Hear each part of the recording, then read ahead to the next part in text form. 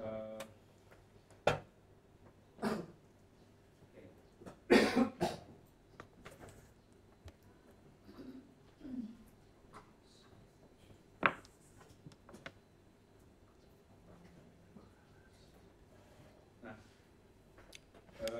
ada ciri khas dari penelitian korelasi.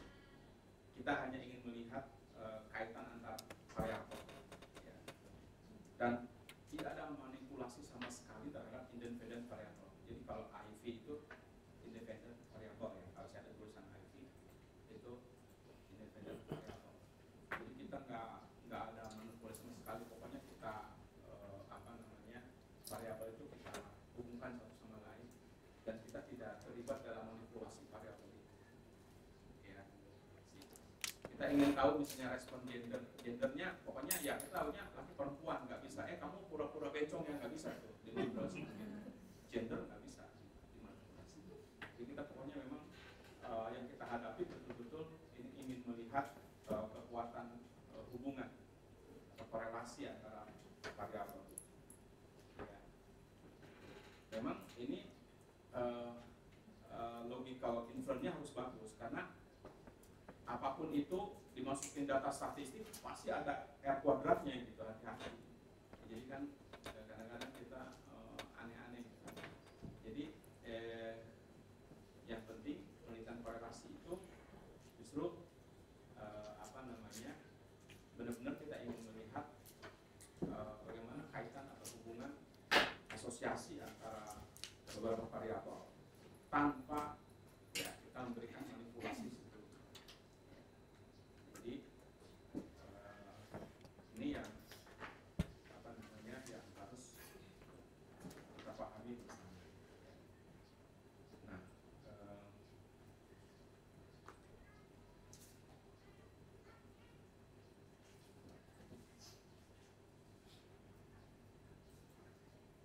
jadi kalau misalnya kita penelitiannya terhadap bukan individu tapi grup, ya. Jadi memang grup itu sudah berbeda secara natural, ya, keberadaannya. Ya. Sebelum kita lakukan studi juga mereka sudah, sehingga kita hanya fokus pada melihat parameter apa yang kita ukur, ya, dihubungkan, jadi membuat hubungannya. Jadi kita nggak memang tidak betul-betul tadi tidak terlibat dalam sebuah manipulasi variabel, ya. Itu yang penting. Nah, jadi ada keterbatasan, ya. Jadi memang ini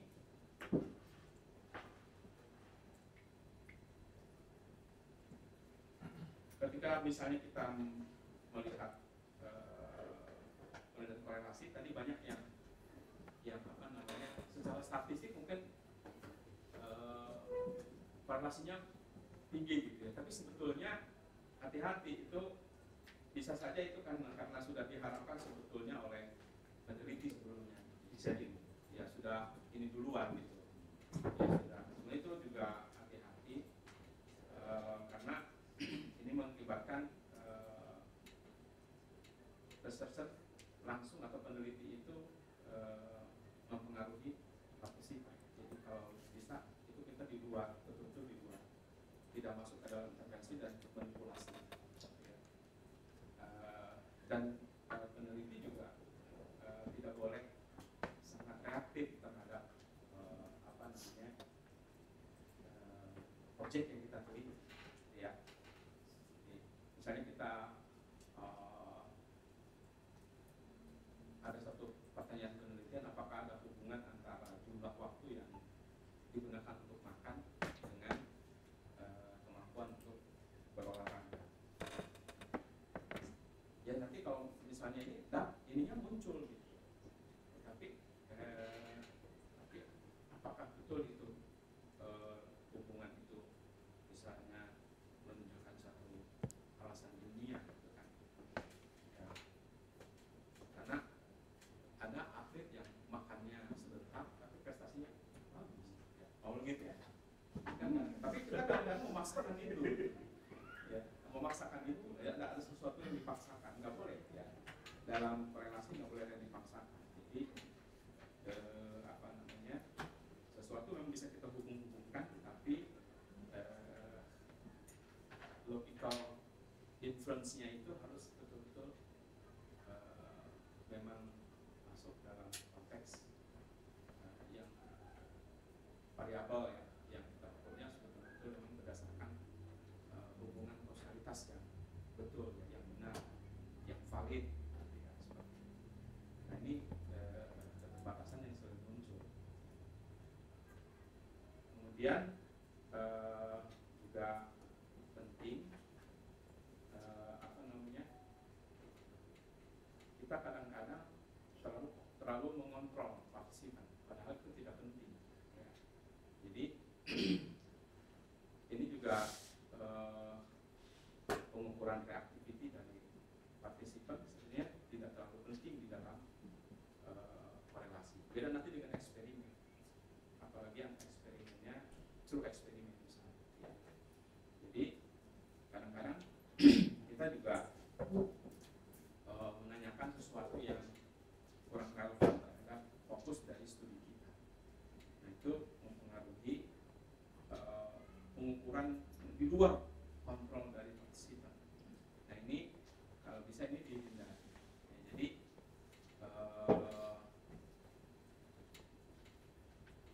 misalnya Bu Ratna menggunakan seseorang menggunakan anxiety scale misalnya, kan? Malah yang diukurnya itu aktivitas psikologinya, bukan psikisnya. Ada di situ, ya, itu. Mereka itu tidak apa namanya, tidak fokus. Nah, ini hati-hati. Kadang-kadang kita mengukur banyak instrumen untuk korelasi, tapi ternyata apa yang kita ukur tidak sesuai, tidak relevan dengan itu. Nah, ini juga bagian yang sangat penting dalam konteks ini. Sehingga nanti benar-benar yang kita lihat korelasinya ya objek dan apa namanya, pemaknaan objek yang sesuai dengan fokus studi kita, tidak keluar dari situ. Jadi ini yang harus di dalam proses. Nah, jadi di dalam konteks itu, misalnya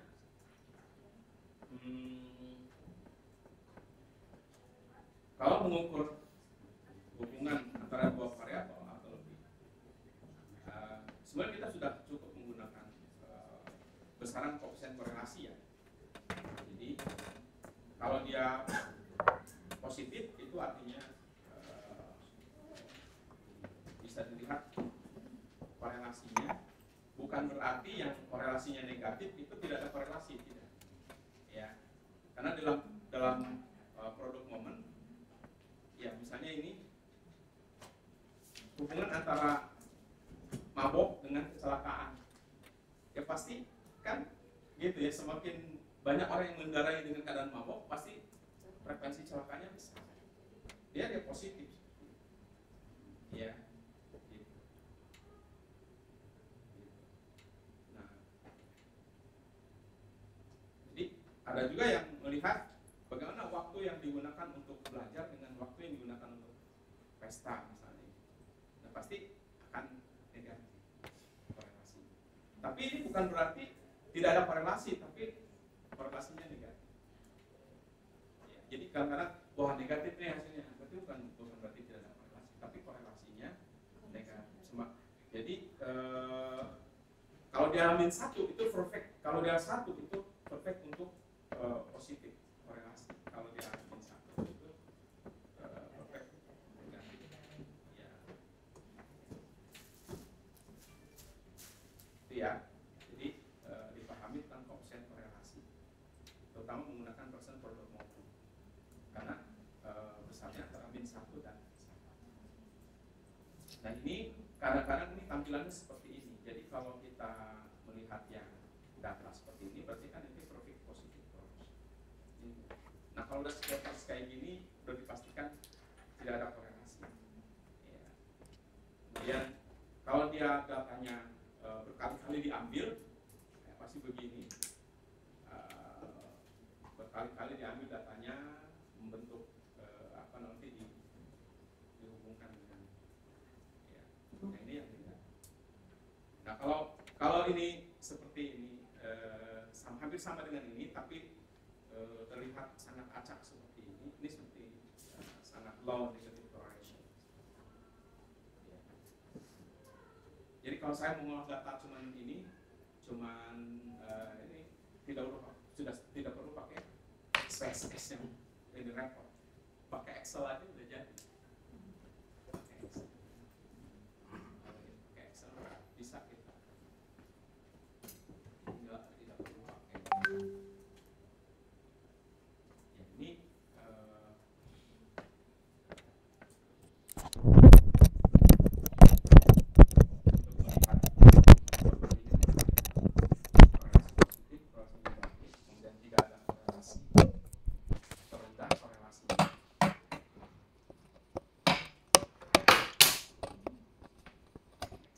ini kalau ini datanya bertumpuk di satu garis, itu namanya perfect.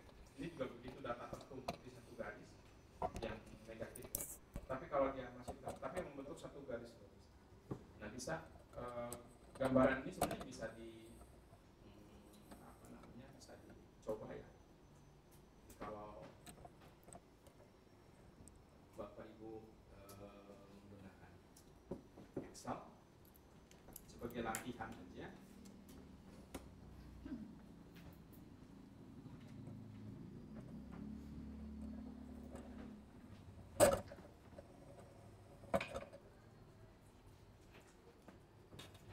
Misalnya ini data variabel X-nya,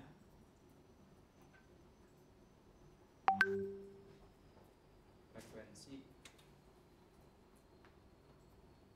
ke perpustakaan atau frekuensi googling,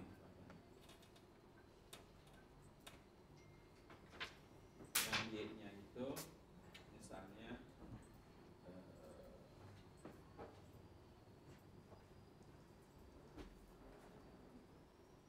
skill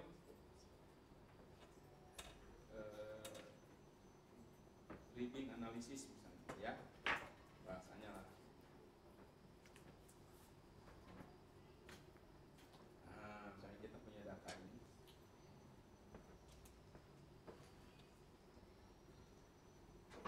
tapi abis googling dibaca ya, nggak abis googling nggak dibaca, bingung.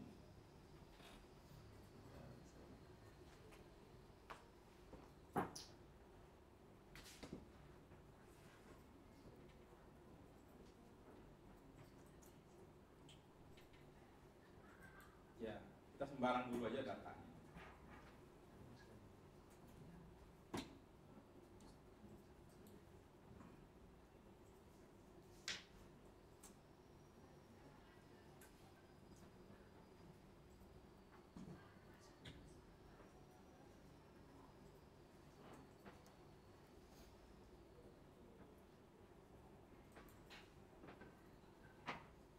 Misalnya ya kita ngukur orang yang sama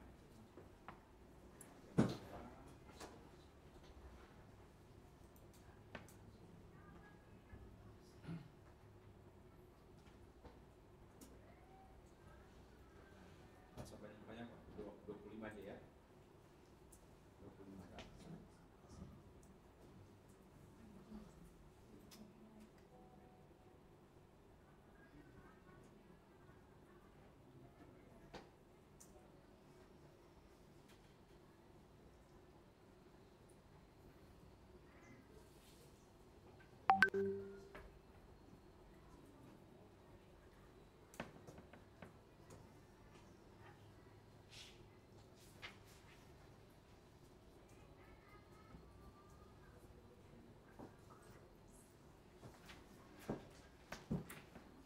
Bisa dicoba. Ya, Pak.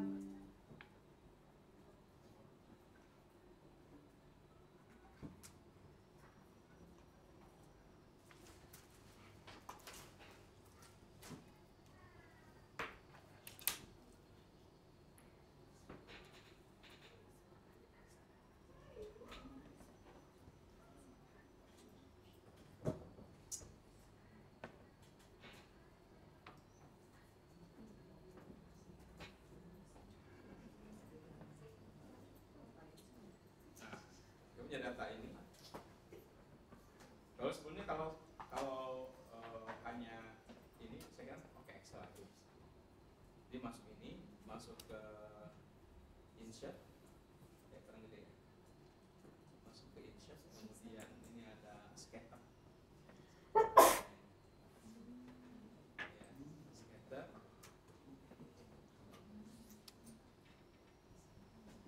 Itu sudah dapat digunakan kalau kita ini ya, Publish.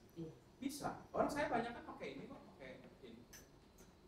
Cuma nanti pas sudah jadi gambar, ini kan gambar gitu. Kita rapihkan di software gambar. Tapi bukan rapih datanya. Ini kan sudah membentuk positif correlation yang kelihatan kan. Nah ini tinggal ibu klik aja di sini.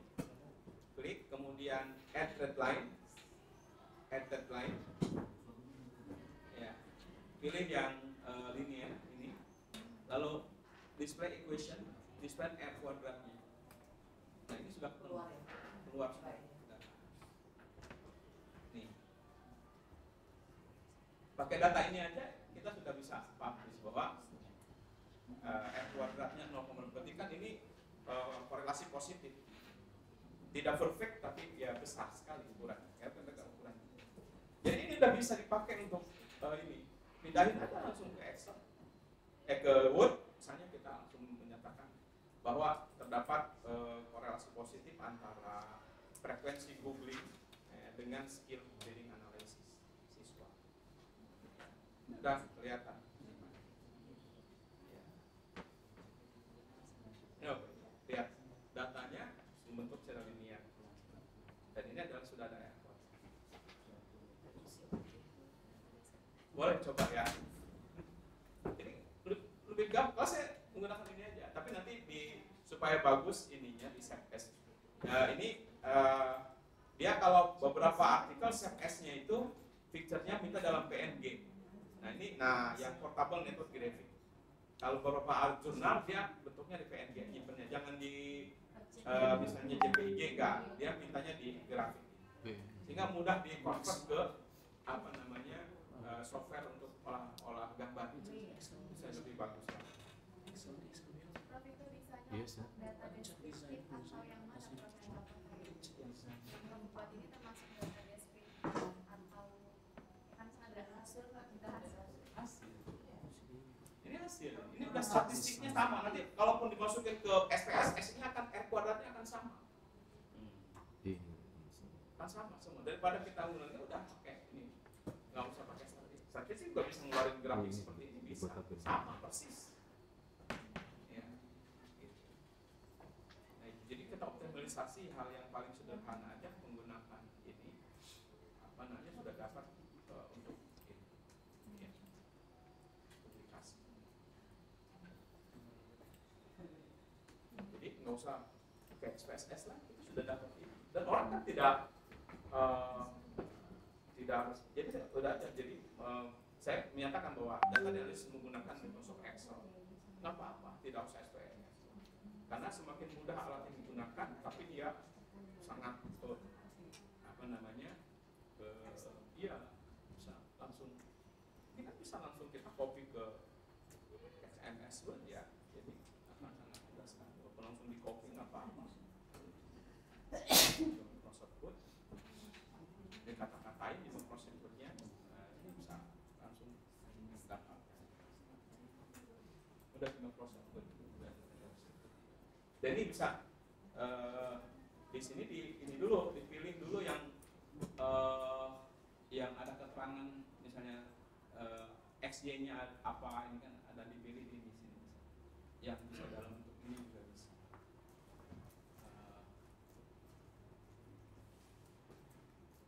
Banyak pilihannya. Pencet ini dulu. Iya. Iya. Buat datanya dulu. Dibuat juga bisa ya.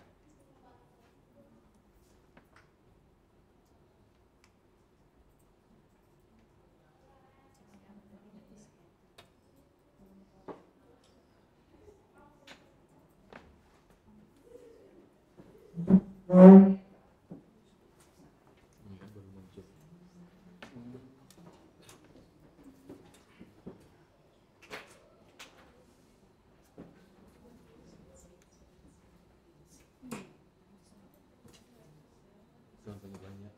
Harusnya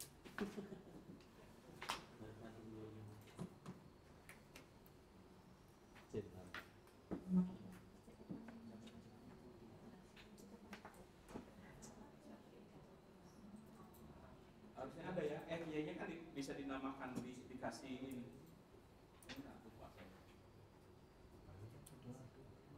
Terus X-nya tadi yang ini bisa kita kasih frekuensi booking, di sini bisa dituliskan di atas, di samping, di bawah, di sini kasih. Jadi begitu langsung ngebuat dia langsung ya, sudah selesai.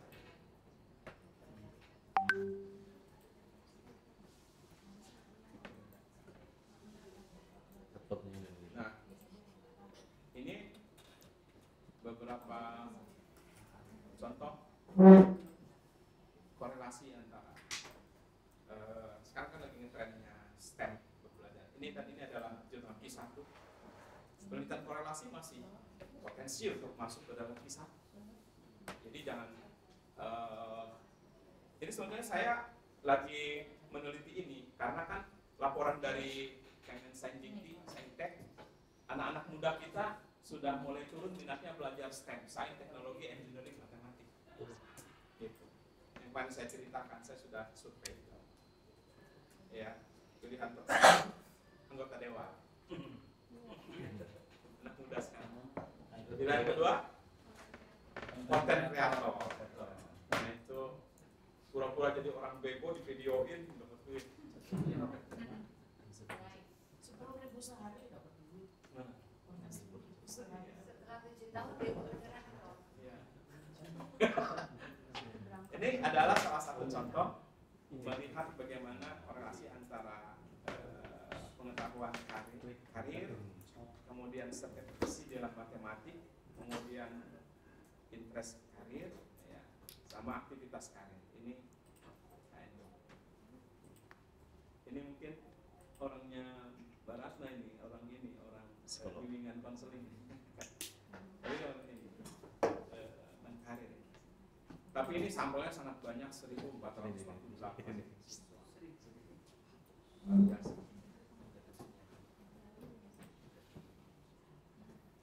Saya kira ininya juga biasa saja, datanya tidak terlalu sulit ya. Dia masing-masing skornya ditampilin dulu setiap variabel. Masing-masing setiap variabel, misalnya ini STEM career knowledge-nya tampilkan skor. Kemudian ini yang sertifikasi dalam matematik pakai menggunakan MSE, ya, Math Certification Scale. Ya. Ini juga itu satu-satu datanya ditampilkan. Untuk mengukur korelasinya dia menggunakan bahkan ini menggunakan non parametric test ya, si kuadrat ya, si kuadrat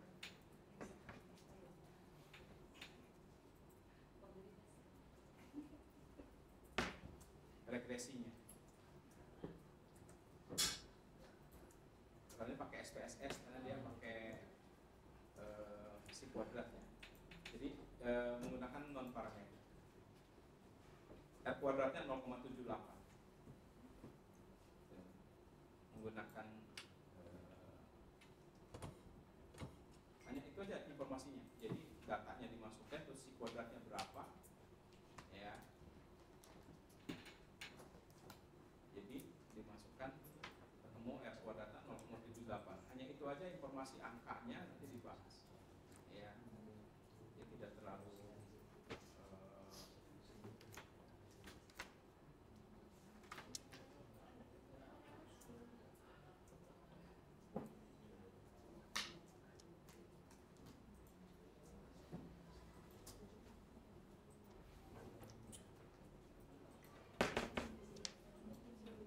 ya, menggunakan bivariate logistic regression ya. Jadi ini ada di SPSS ya, ada di SPSS bivariate analisis. Nah ini jadi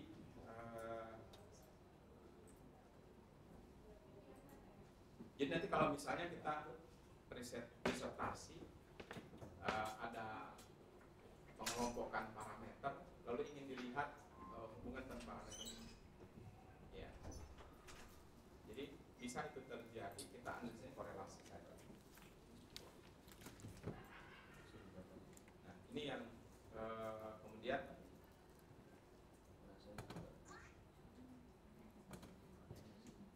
contohnya gimana? Misalnya kita sudah mengembangkan sebuah katakanlah video pembelajaran atau misalnya modul ajar yang dikembangkan atau apa namanya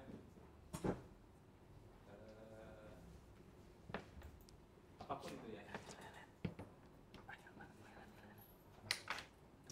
Kalau di ini apa biasanya? Modul konseling ya.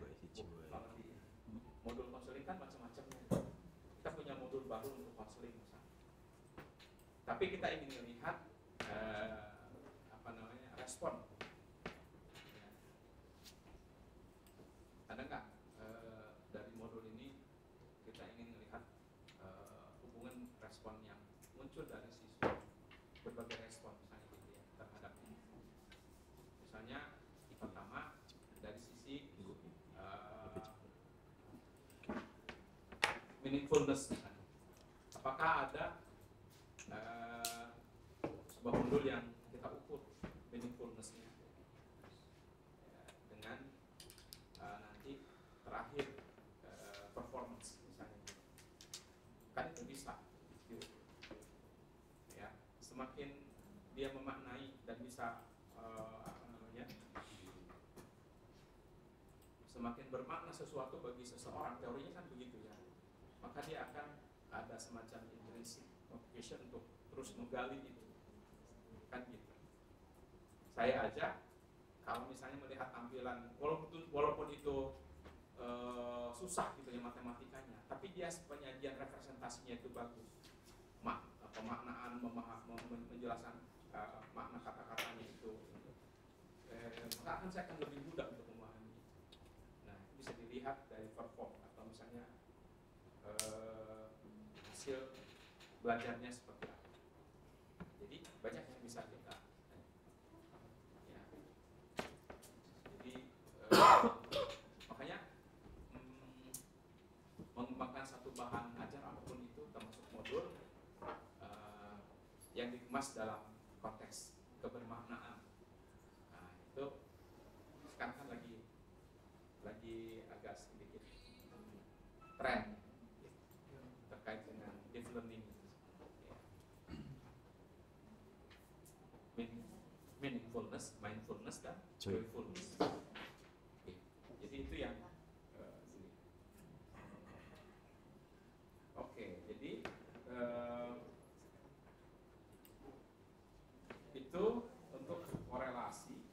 Ya, jadi bisa dua-duanya dipakai person product moment untuk melihat koefisien korelasi. Kalau yang Spearman rank order itu untuk melihat kaitan korelasi. Jadi bisa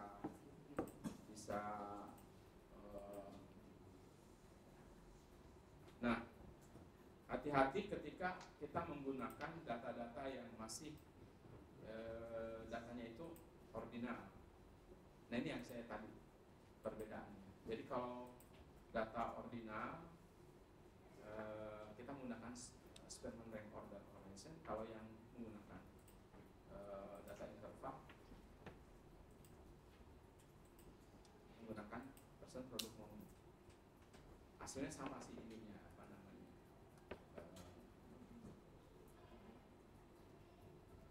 kalau rasio yang mana? Kalau rasio tetap menggunakan, juga bisa menggunakan. Jadi minimal datanya interval menggunakan product moment. Jadi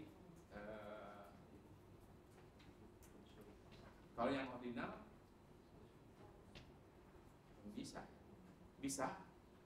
nggak yang ordinal digunakan ini? Bisa, tapi kita harus ditransfer dulu data ordinal itu menjadi data interval. Kalau kita pakai skala Likert itu datanya apa? 0, 1, 2, 3, 1, 2, 3, 4. Datanya apa?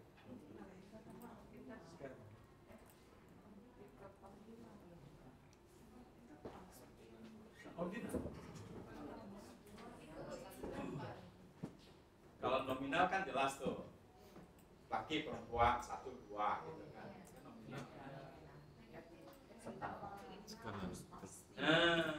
Yang skala Likert itu mesti ordinal. Makanya kalau saya skala Likert, maksudnya nggak boleh langsung diolah. Dia harus ditransfer dulu untuk yang uji T segala macamnya. Saya menggunakan transformasi dari data ordinal ke interval, baru bisa diolah menggunakan misalnya uji T di produk moment dan sebagainya. Ya. Tapi kalau menggunakan statement langsung data ordinal nggak apa-apa. Kalau kita pakai SPSS berarti kan biasanya kita sudah pakai persen. Iya, harus dirubah dulu. Ada ini ya Bu, ada metodenya. Aduh saya lupa. Metodenya mengubah data ordinal menjadi minimal interval atau menjadi interval scale. Jadi angka misalnya 2, 3, 4 yang mereka memilih setuju tidak setuju itu tidak bisa langsung diolah menggunakan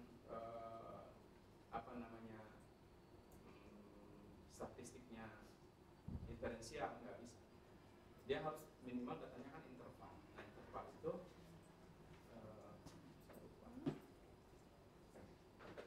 ada itu. Pakai Excel bisa.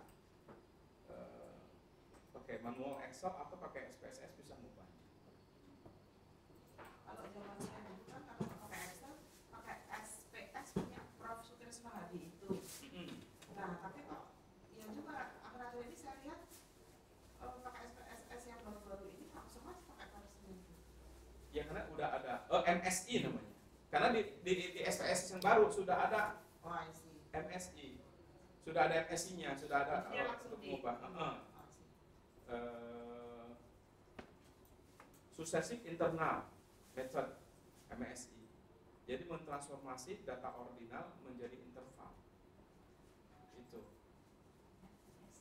MSI. Metode MSI. Successive successive interval. Jadi angka 3 nanti itu bisa saja karena sudah menggunakan Z-score bisa angkanya berada di 2,97 misalnya, enggak 3 persis itu setelah dilakukan successive interval. Successive interval. Kan itu ada aturan terkait dengan menghindari, kan orang kalau ditanya setuju sangat setuju itu walaupun dia sangat setuju misalnya 5 itu kan sebetulnya itu masih orang-orang beda walaupun dia nomor 5 gitu. Nah itu untuk supaya ini kita transformasi datanya gitu supaya lebih smooth lah gitu, supaya itu sudah tidak menyangkut orang gitu, yang sudah tidak menyangkut orang, ini masih menyangkut orang. Subjektivitas. Baik, itu ya tadi yang sudah saya sampaikan tentang koefisien korelasi R kuadrat tadi sudah ini contohnya jelas ya di sini. Nanti kalau misalnya kita bisa menginterpretasi ini menggunakan ketentuan yang tadi pakai eksperimen boleh ya. Produk momen juga boleh. Misalnya kuat antara 0,7 sampai 10 sampai 1, sedang itu 0,5 sampai. Jadi bisa di masing-masing ada kriteria. Baik, kita lanjutkan. Nggak kerasa. Kemarin kita udah lewat, baru turun udah azan. Setengah 12. Oke, kita lanjutkan dengan quantitative research design. Jadi ada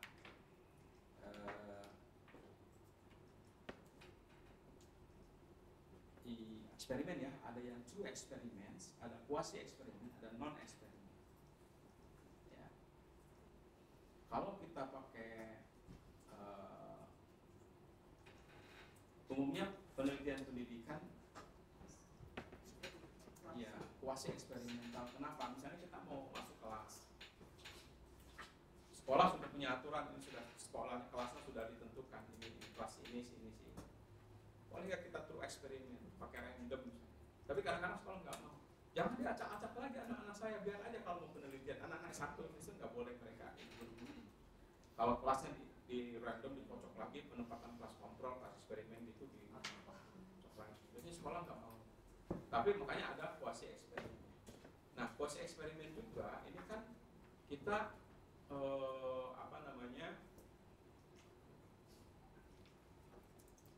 berhadapan, cirinya itu karena berhadapan dengan sampel yang sepertinya sama tapi sungguhnya berbeda.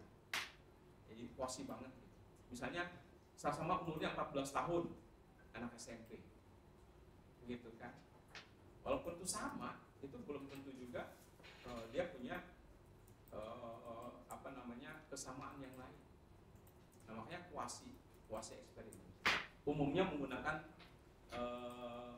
pretest, post-test, non-equivalent control group design, karena pasti itu tidak equivalent. Walaupun misalnya kata kepala sekolah ini kelas AB ini sama Pak, ya anaknya kemampuannya gini.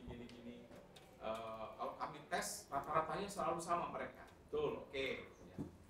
Tapi kan dilihat di kelas A itu yang dibilang sama itu jumlah wanitanya ada 10, misalnya 20 orang ya, 10. Yang kelas satunya itu ternyata wanitanya cuma 5, laki-lakinya 15. Tapi dibilang itu kemampuannya sama. Maka itu non equivalent. Jadi ada sesuatu yang walaupun yang kita performa yang kita ukur menunjukkan hal yang sama, ini kemampuannya sama. Kami tidak ada ranking di kelas itu katanya gitu kan. Tidak pernah meranking kelas Pak, ini sama semua. Ya tapi ternyata kan banyak faktor-faktor yang membuat mereka tidak equivalent, sama tapi tidak equivalent. Maka menggunakan ini. Nah, misalnya pretest post-test non-equivalent control group. Dia menggunakan class control, ya. Jadi cuman memang ada bias selection tadi, ya. Jadi ini yang harus kita hindari. Ya. Nah, jadi desain dari kuasi eksperimen yang tapi rata-rata S3 itu tidak, ya walaupun terlalu sederhana kalau hanya pakai single group pretest post-test. Ya, jadi misalnya udah kita mengembangkan produk itu kita coba nih. Jadi misalnya mengembangkan satu model sebuah model pengembangan profesional guru apa misalnya, dilatih gini. Seperti sekarang ada bagaimana penguasaan guru terhadap deep learning misalnya, itu kan banyak pelatihan modelnya, tapi model pelatihannya tidak pernah didesain. Harus kalau jadi desain dengan bagus. Kita coba menggunakan model itu. Kita uji coba dari satu kelompok guru. Udah single group aja. Ya. Memang dia ini simple, low cost, ya. Dan studinya juga ini, ya. Tidak ada class control, ya. Tidak perlu random. Sudah ada apa adanya itu kelas itu untuk pengembangan itu. Jadi boleh seperti itu. Boleh S3. Boleh kalau saya masih bisa. Yang penting betul-betul dilakukan. Nah, tapi umumnya memang ini. Tapi kalau waktunya terus on off nih, namanya on off interrupted time series, diukur nanti stop dulu, diukur lagi terus gitu ya, time series. Jadi bisa. Nah, kalau itu juga pengukurannya seperti itu bisa dilakukan kuasi eksperimen desain ini. Tapi umumnya ini, tapi memang rata-rata semua ini, ya. Nah, jadi dikuasai betul ini yang non equivalent control group, karena ini pasti yang akan digunakan. Ya, paling tidak walaupun non equivalent, pretest control group, karena sudah pasti. Misalnya kalau dipastikan equivalent semuanya, ya biasanya ada penelitian begitu. Demografi respondennya itu sama dia, jumlah perempuan, jumlah laki kelasnya sama, gitu ya. Nah begitu itu tidak equivalent, ya bisa. Tapi jarang sekali dalam kuasi itu yang equivalent. Ya, pasti non equivalent, control group besar. Nah ini sering kita lakukan. Dan ini biasanya begitu. Jadi setelah kita membuat produk yang baru, mesti ada kontrol, gitu ya, yang sudah kita siapkan kelas kontrolnya. Karena kita ingin melihat benar-benar apakah perlakuan kita terhadap responden, terhadap objek kita, terhadap sampel itu betul-betul memang dari treatment yang kita lakukan, maka ada kontrol di sini, ya, ada kontrol. Jadi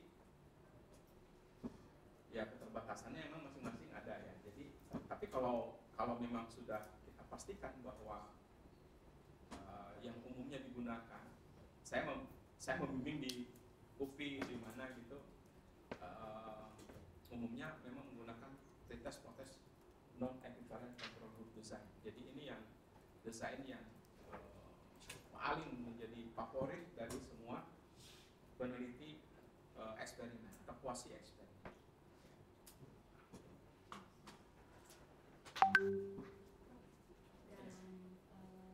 Dan kuasi eksperimen ini untuk yang kontrol grup itu diberi perlakuan juga atau seperti alam berjalan semuanya? Nah, kalau melihat desainnya, ya, desain yang punya ini apa namanya, test web.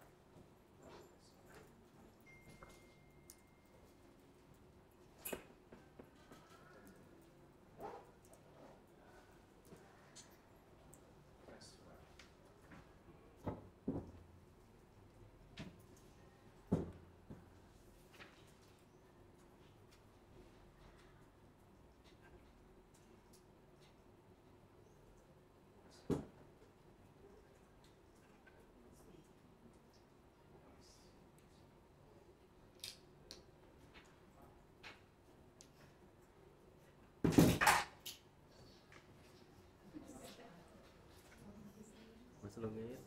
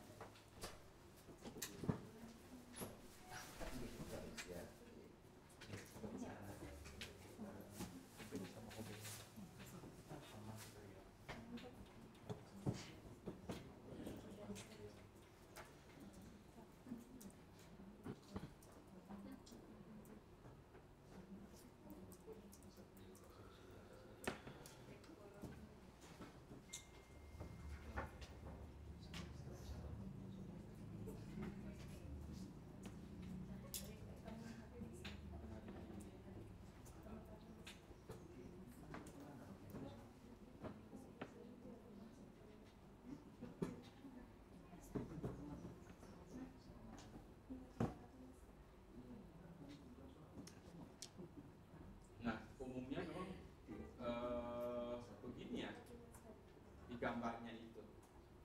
Kalau kita buka itu,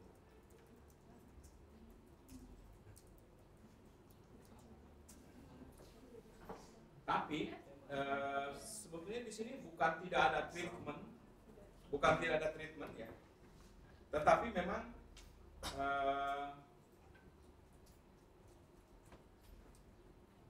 usually, pokoknya yang biasa memang dilakukan treatment yang biasa dilakukan sehari-hari sebelumnya gitu.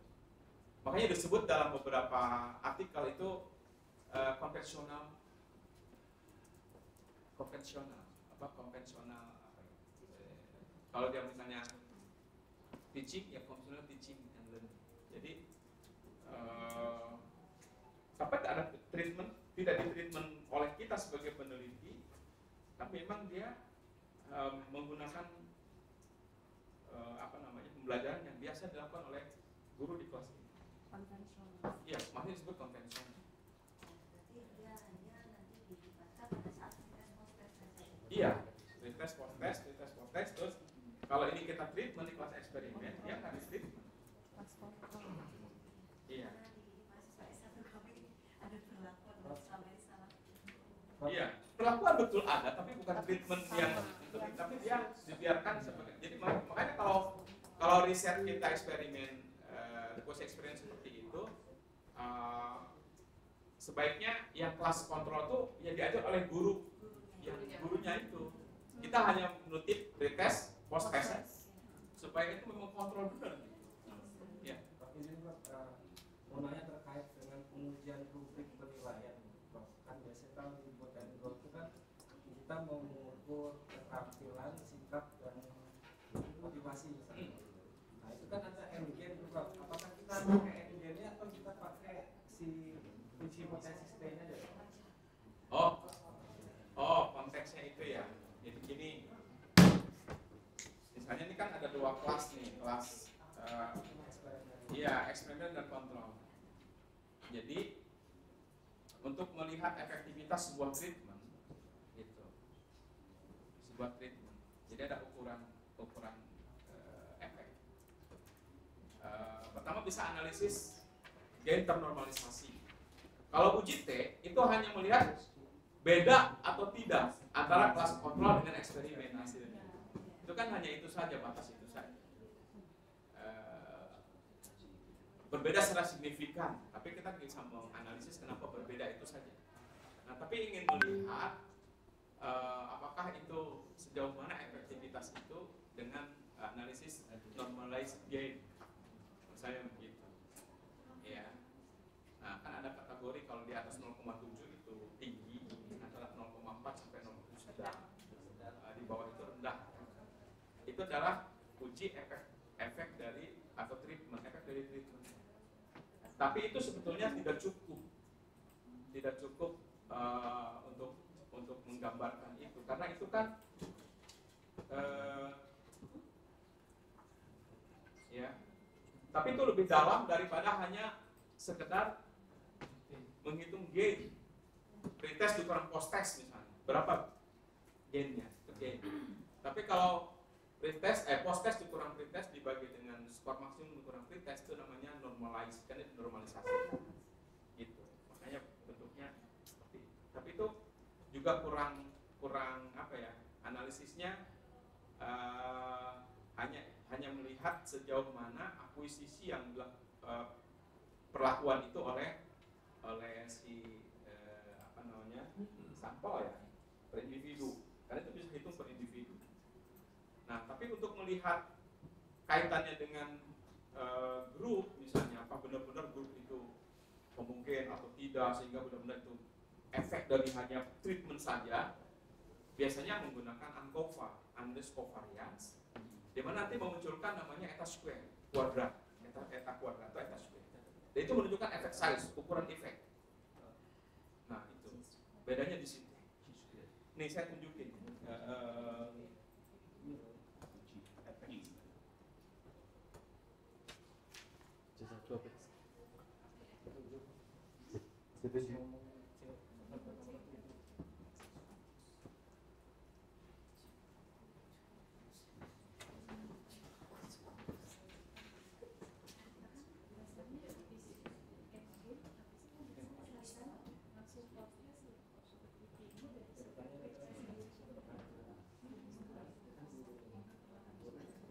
Ya pasti dalam eksperimen pasti orang mikirnya langsung ke normalized gain, padahal tidak ya bagus untuk kategori saja, tapi untuk menganalisis kaitannya dengan grup kelas kontrolnya itu kita ada jaminan.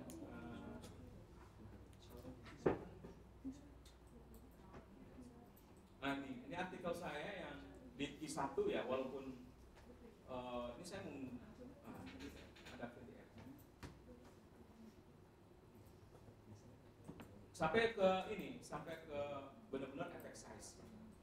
Karena ini sama menggunakan pretest post test non explained control group design. Nah, jadi ada perlakuan sampai ke tidak hanya sampai uji T, saya sampai ke ANCOVA lewat.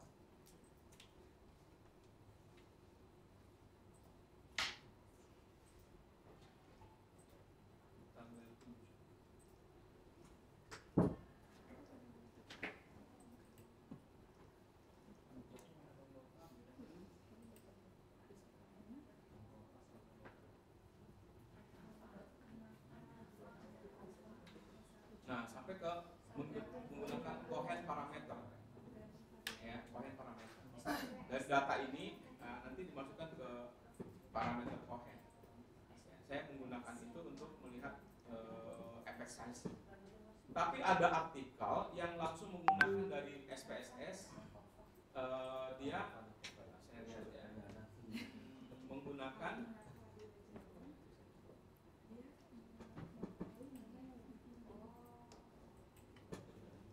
sudah ada di sini.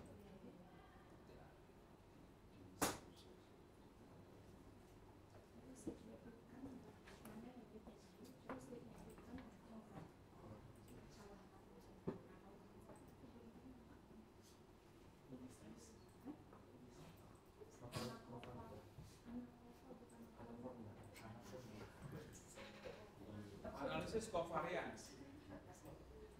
Nah, makanya kenapa benar-benar itu dia berupa analisis. Karena di awal sudah harus terbukti kemampuannya sama. Misalnya yang covariatnya itu pretest. Betul-betul antara kelas eksperimen dengan kelas kontrol itu tidak berbeda dengan signifikan. Harus diuji dulu dengan uji T. Maka covariatnya itu bisa menggunakan pretest.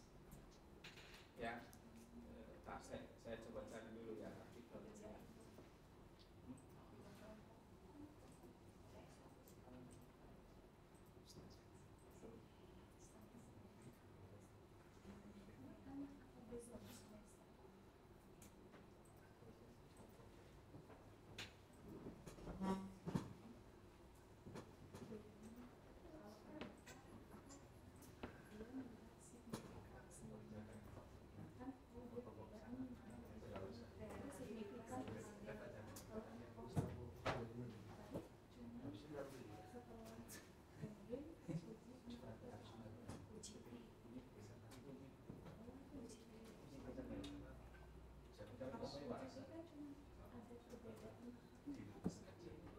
Ya, uji T itu hanya melihat kesamaan atau perbedaan dari sebuah perlakuan. Tidak terlalu mendalam. Kenapa itu berbeda? Itu nggak bisa jawab. Ya, kecuali kalau jawabnya kita.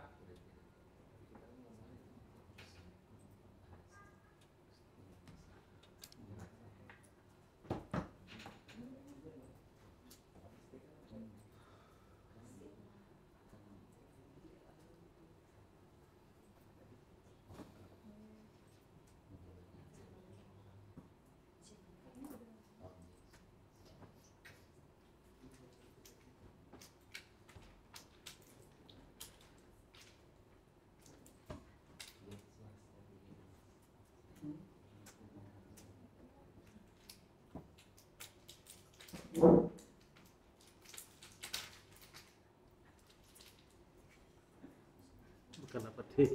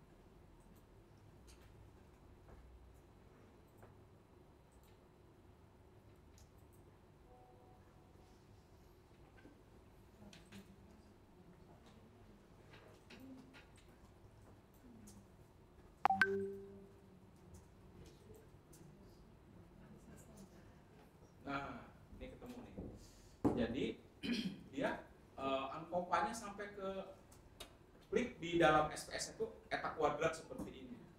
Nah ini ukuran effect size.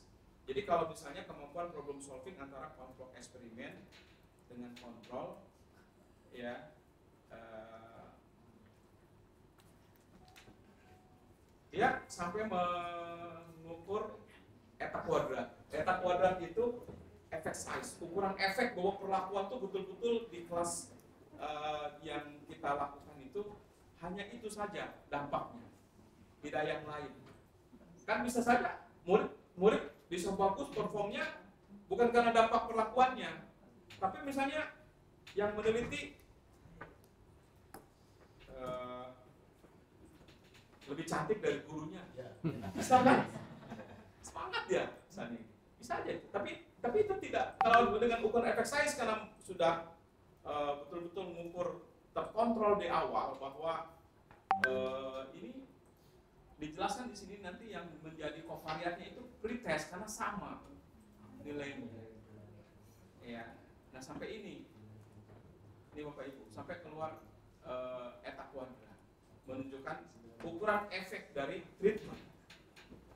Ya, ukuran efek dari treatment.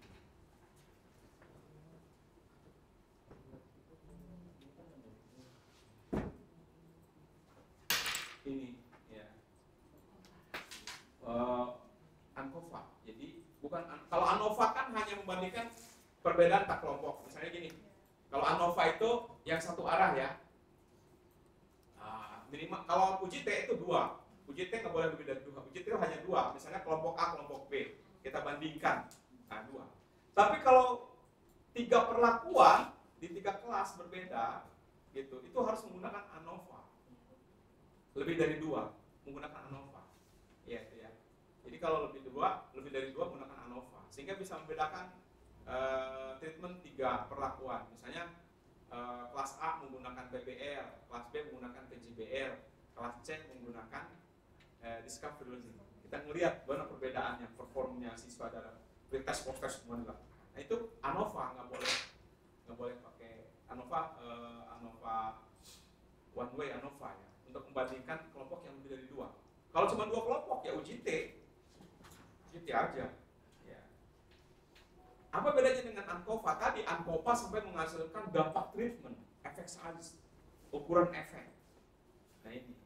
Jadi kalau kita bicara tentang sampai ke efek size itu artinya kita ada beberapa persyaratan yang harus dilalui, misalnya normal, ya, terus homogen, itu ya. Terus betul-betul di awal ada kovariat yang kita tetapkan, misalnya di pretest jamin harus sama sebelum perlakuan itu antara 2 kelas ini, kelas kontrol, kelas eksperimen. Jadi creative thinkingnya itu sama di awal. Jadi dia sebagai kovariat. Ya.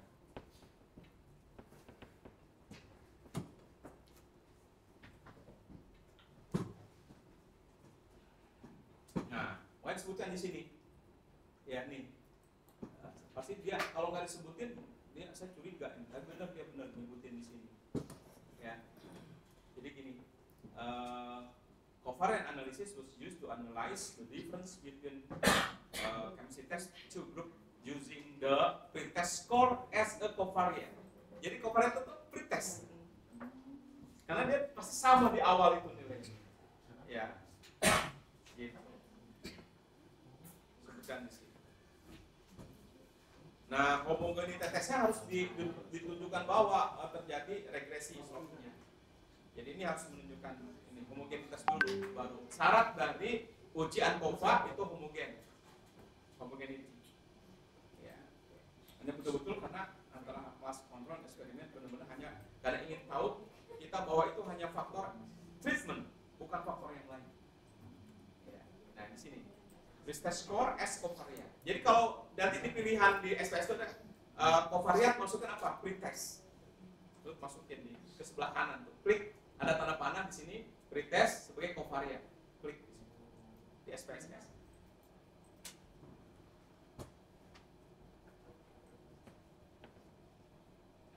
Prof, izin Prof. Ya.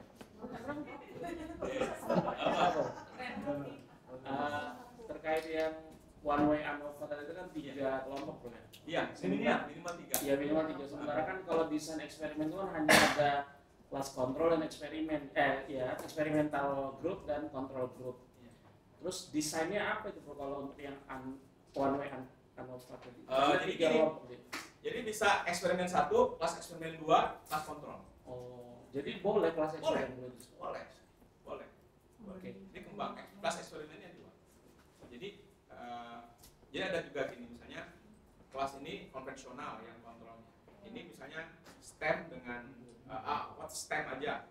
Tapi yang tiganya STEM dengan PJBR, misalnya begitu. Eksperimen 1, eksperimen 2. Gitu. Nanti ANCOVA-nya masing-masing ini dengan kontrol, ini dengan kontrol. Bisa dilihat di grupnya. Ini desain. Terus kalau yang ini desain yang post test only design itu kan nggak ada pretest Prof ya? Nggak ada. Boleh nggak misalnya kemampuan awalnya dilihat dari nilai yang ada di gurunya gitu? Jadi untuk kan syaratnya kan kalau kita mau eksperimen kan harus kita yakinkan bahwa berawal dari kemampuan yang sama kan.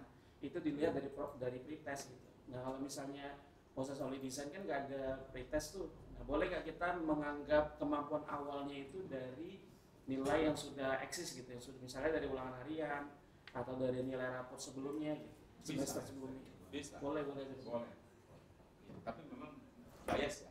Iya. Jadi nggak apa-apa. Tapi itu bisa dijadikan justifikasi. Bisa.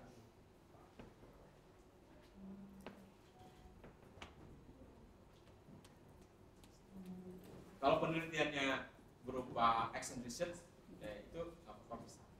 Jadi siklus pertama post test, ya siklus kedua post test, bandingkan bagaimana siklus kedua, itu bisa. Ya. Gimana? Ya, jadi misalnya gini Prof, kita mau mengadakan penilaian terhadap guru dan siswanya Prof. Jadi kita menghasilkan satu produk yang diberikan kepada guru dan guru akan implementasikan ke siswa.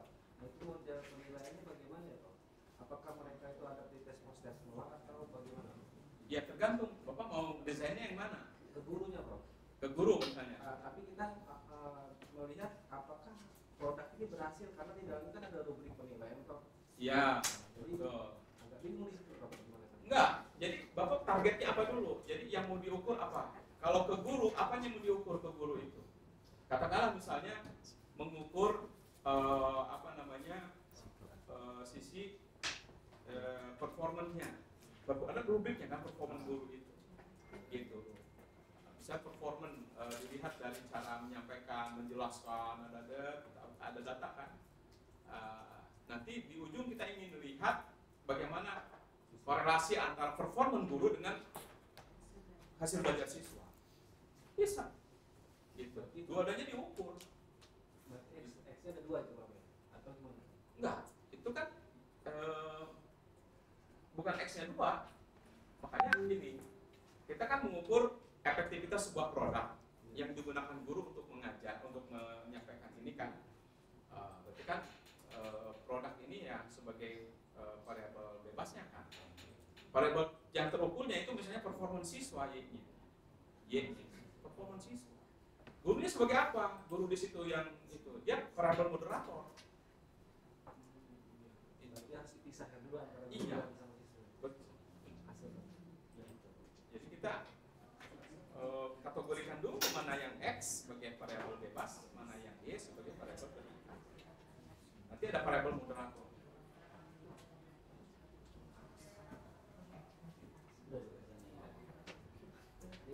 Ya, iya sampai sekali lagi. Nanti kalau ini Bapak Ibu sampai ke ANCOVA ya. Jadi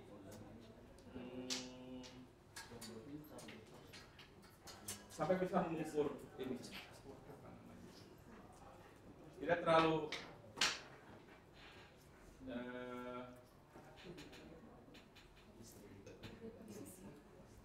kalau dalam ujinya sih tidak terlalu berat. Maksudnya tidak terlalu susah untuk SPSS-nya. Ya, cuman yang paling berat itu kita dari awal itu memang mencari karakter kelas kontrol, kelas eksperimen yang betul-betul memenuhi syarat untuk pretest control group design. Nah itu harus betul-betul. Kalau udah beda dari awal susah kan, nggak bisa jadi kovarian. Kovariannya yang lain boleh saja, misalnya motivasinya sama, tapi itu kan sangat bias juga. Tapi kalau udah pretest yang sudah kita ukur, jadi kovarian. Ya, dari awal memang dia sama kemampuannya kedua kelompok ini. Ya, seperti itu.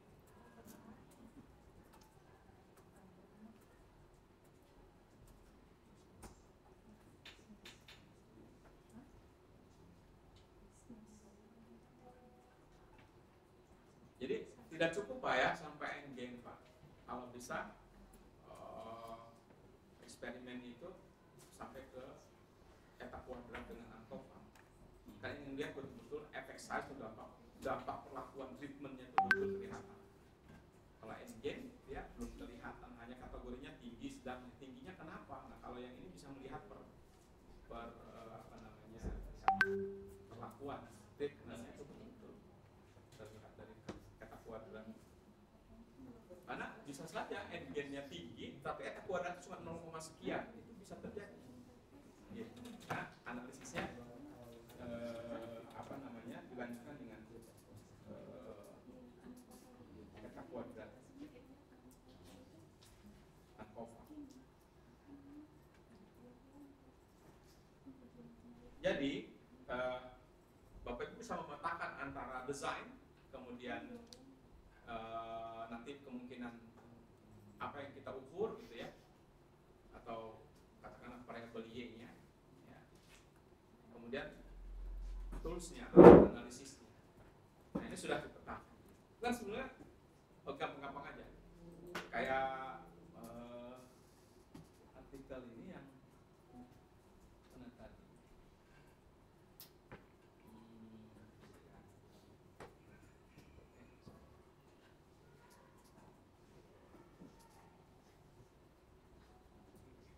Ini ada yang meneliti tentang ChatGPT juga.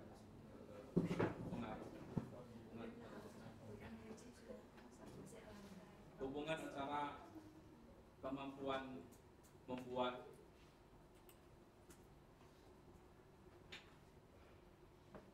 apa kalimat di dalam ChatGPT itu namanya prompt, dengan penyelesaian tugas misalnya, bisa dilihat tugasnya berapa skornya, terus membuat kalimat pengantarnya itu gimana.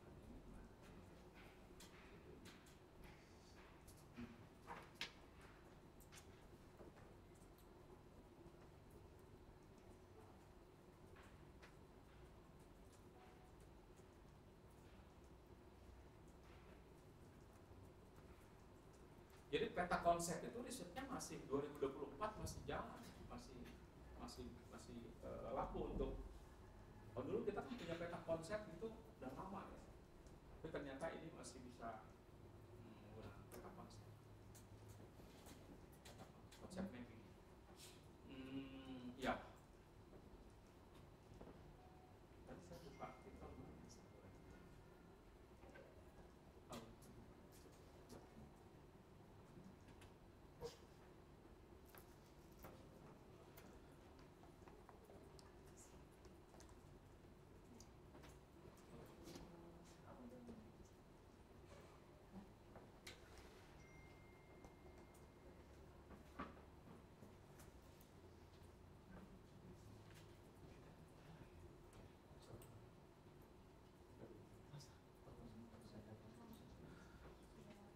Oke, jadi paling tidak begini, kalau membaca artikel-artikel yang terkait dengan desain eksperimen, kata-katanya tuh mulai dari kata impact atau efek.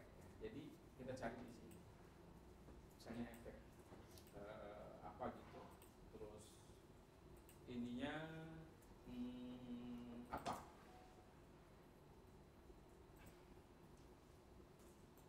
Sosial media, nah misalnya ini sosial media bisa. Ya biasanya sesuaikan dengan bidang kita. Misalnya siapa yang bidangnya apa? Pak Lugit apa? Sport. Misalnya apa? Hah? Misalnya apa ya? exercise.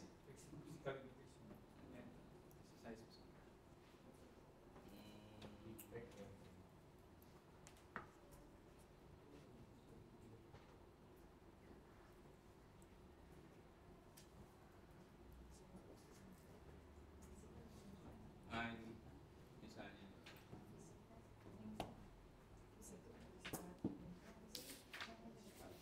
Ya.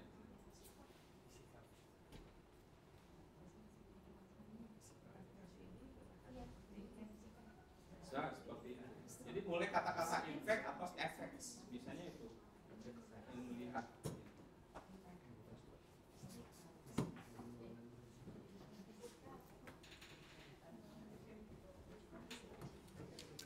Kalau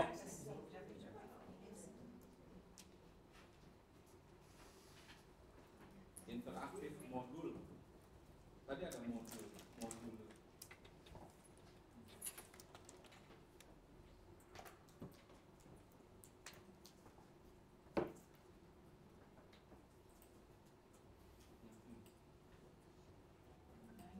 Banyak.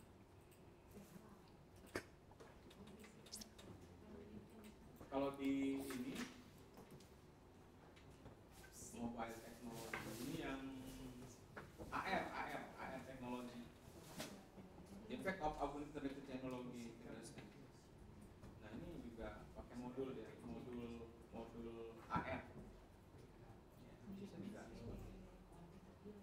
Jadi ciri-ciri penelitian yang bisa ya melihat penggunaan pasti ada dua kata impact atau effects ya, dua itu yang sering muncul di dalam penelitian kuasinya seperti